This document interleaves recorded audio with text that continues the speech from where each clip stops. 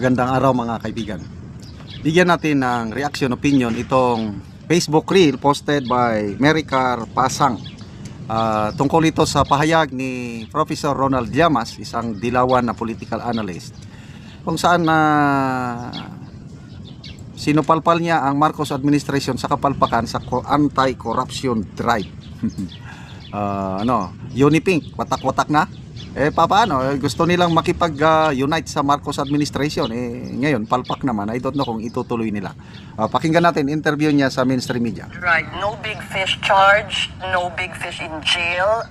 What are the prospects for 2026? The government moved the deadline to January. Diba? They promised in December. So, what do you see happening? Well, medyo hindi maganda for the government. Yon. Itong walang nakasuhan o napakulong ng mga big fish as promised before Christmas. Hindi rin maganda sa gobyerno na nag-unravel na yung ICI. Mukhang mag-isa na lang yung natitira sa ICI, hindi pa siya yung pinaka-popular na member ng ICI. At ang hirap magkaroon ng quorum kung mag-isa ka lang. At ikatlo ay mukhang yung economy ay medyo hindi ganun kaganda. Below targets mismo ng gobyerno. Kaya at panghuli ay bumababa yung approval ratings ng presidente. I wonder what the mood is in Malacanang as they welcome the new year. Ano sa tingin mo? Well, tingin ko yung iba doon nakikita na medyo hindi pa sila safe. Pero yung iba baka chill lang. Ang chill attitude na yan, talagang hinabol sila. Masyado sila chill.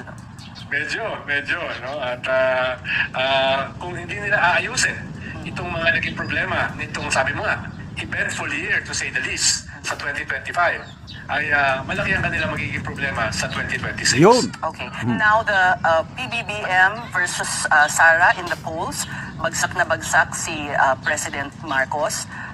And there is, correct me if I'm wrong, supposed to be an impeachment complaint against him in the offing or being cooked up by some parties? Well, dati pa namang nag-threaten yung Vice President ng impeachment laban sa Presidente. Pangsagot niya doon sa impeachment laban sa kanya.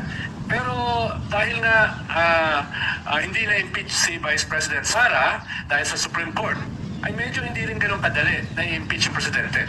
Dahil binago ng Supreme Court yung rules of impeachment, ginawang mas mahirap.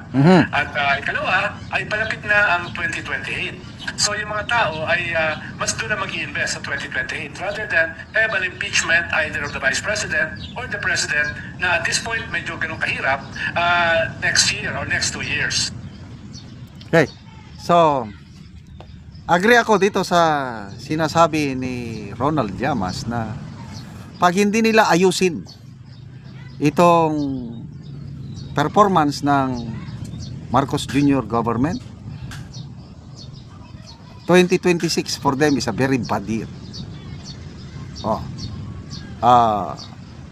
Walang napakulong. Palpak, paldo yung kanilang promise na bago magpasko may makukulong. Mamaya binago nila bago mag New Year. Ngayon tapos ng New Year wala pa ring nakukulong. Happy ba ang taong bayan? Wala.